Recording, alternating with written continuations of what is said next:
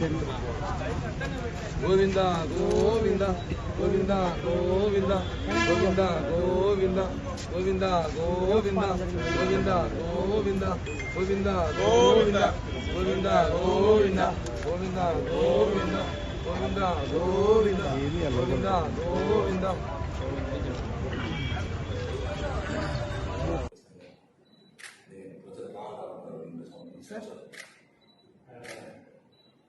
పవిత్ర పుణ్యక్షేత్రం తిరుమల తిరుపతి దేవస్థానం. తిరుమల అంటేనే గుర్తొచ్చేది అందరికీ వెంకటేశ్వర స్వామి దర్శనం తర్వాత గుర్తొచ్చేది మహాప్రసాదం లడ్డు. దర్శనం దొరకపోయినా ఒక లడ్డు దొరికి చాలు వాళ్ళ ఊర్లోకి వెళ్లి భక్తులకు పంచేది ఆనవాయితీగా ఉంటుంది. అలాంటి లడ్డూలో జగన్మోహన్ రెడ్డి అంటే బ్యాచ్ కకృతి పడి గత ప్రభుత్వంలో 320 రూపాయల కల నాసి రకం నెయ్యి వాడి ఆ నెయ్యి ద్వారా అప్పట్లో లడ్డు చెడిపోయేది కానీ 2 రోజుల పైన ఉండేది కాదు, అసలు లడ్డు రుచినేది కాదు.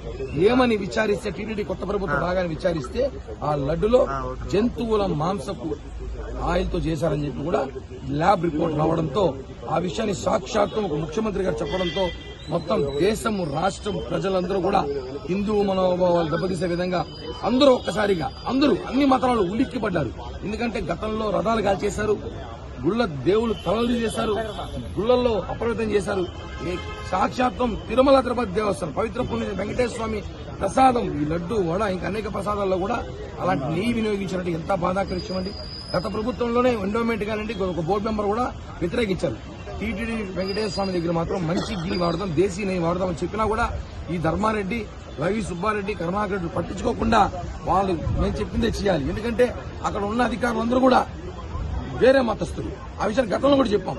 వీళ్ళు హిందువుల మనోభావాలు దెబ్బతీసే విధంగా తిరుమల తిరుపతి దేవస్థానం అన్ని కార్యక్రమాలు చేస్తున్నారు అంటే కూడా అప్పుడు ప్రభుత్వం పట్టించుకోలేదు. ఇప్పుడు విజిలెన్స్ ఎంక్వైరీ జరుగుతోంది. మేము ఒకటే డిమాండ్ చేస్తున్నాం, జగన్మోహన్ రెడ్డి మీద 420 కేసు పెట్టి అరెస్ట్ చేయాలి. ఆయనతో పాటు టీటీడీ ఇద్దరు చైర్మన్ ధర్మారెడ్డి ఈవోను కూడా అరెస్ట్ చేయాలి. ఎందుకంటే అప్పుడే నిజమైన భక్తులకు సంతోషం కలుగుతుంది. అరెస్ట్ చేయకపోతే దీని వెనకాల కుట్ర జరిగింది భావిస్తారు. అరెస్ట్ చేసే వరకు జనసేన పార్టీ పోరాడుతూనే ఉంటుంది.